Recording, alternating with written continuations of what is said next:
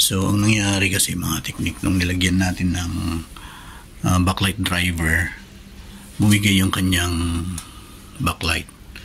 So parang lumalabas na yung ating kinabit na backlight driver.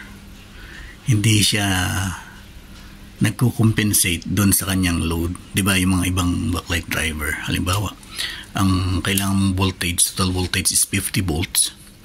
Since yung output ng mga driver natin is total na ginamit yung 80 volts, hindi siya bumaba ng 50 volts.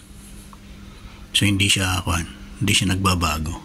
Kasi normally ganun yung operation ng mga backlight driver. Depende sa load nila, nag-a-adjust sila ng kusa.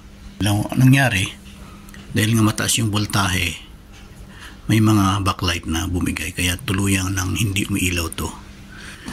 So ang gagawin na lang natin, isi-series na lang natin. Pero bago yon, i-repair muna natin yung nasirang backlight. So yun siya mga technique, gamit ang ating backlight tester. Yan, power on natin. So kung makapansin niyo po, 306 ang kanyang output. 306. 3 plus dito.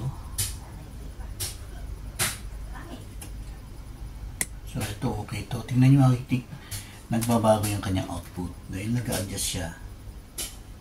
Yan. So okay ito.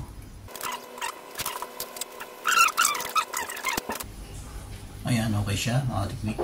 At kung papansin nyo rito, 3 volts yung lumalabas. Ayan, 3 volts siya. Yan, sira to.